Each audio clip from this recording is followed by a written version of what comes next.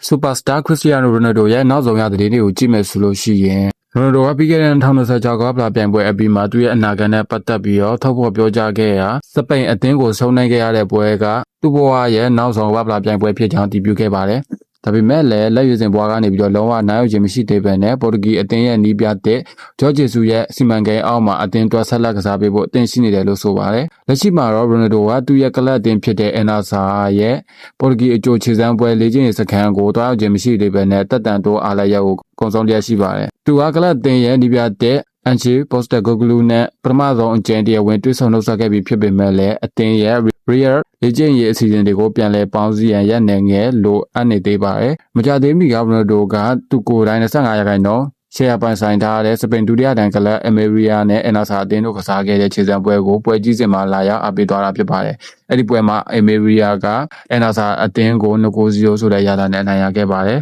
။ရိုဒိုအနေနဲ့လာမယ့်ဩဂုတ်လ15ရက်မှာစတင်မဲ့ဆော်ဒီပရိုလီအဖွင့်ပွဲစဉ်အယ်ဖာတင်းနဲ့ပွဲမတိုင်မီတပတ်အလို့ခန့်မှသာအသင်းနဲ့တူပုံမှန်လေ့ကျင့်ခန်းပြန်ဆင်းနိုင်မယ်လို့သိရပါတယ်။ဘောလုံးကွင်းပြင်ပခြေလမ်းတွေအနေနဲ့ရိုဒိုကဟောလိဝုဒ်ရုပ်ရှင်လောကကိုခြေလမ်းတစ်စတင်နေပြီးတော့သူ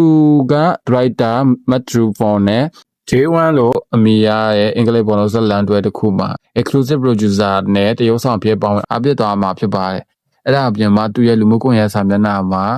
My Twins ဆိုတဲ့ caption နဲ့ Ferrari, Bugatti အစရှိတဲ့ကမ္ဘာကျော်စိန်ခံကစုဆောင်ထားတာတွေကိုထုတ်ကြပြသခဲ့ပါတယ်။အခြားတစ်ဖက်မှာလည်းပရိသတ်တွေစောင့်မျှော်နေတဲ့ပုံကွေဆိုင်ရာတစ်ခုရှိပါတယ်။အဲ့ဒါကတော့ Ronaldo နဲ့သူ့ရဲ့ချစ်သူ Jordina တို့ကလာမယ့်ဩဂုတ်လ8ရက်စနေနေ့မှာသူ့ရဲ့ဇာတိမြေမာဒေရီယာကျွန်းမှာရှိတဲ့ Funchal Cathedral ဖျားကျောင်းမှာခမ်းနားထဲဝါစွာနဲ့ထပ်မင်္ဂလာပွဲဆင်နွှဲတော့မှာဖြစ်ကြောင်းဗြိတိန်သတင်းစာများအပါအဝင်နိုင်ငံတကာမီဒီယာများကတခဲနဲ့ဖော်ပြလာပါတယ်။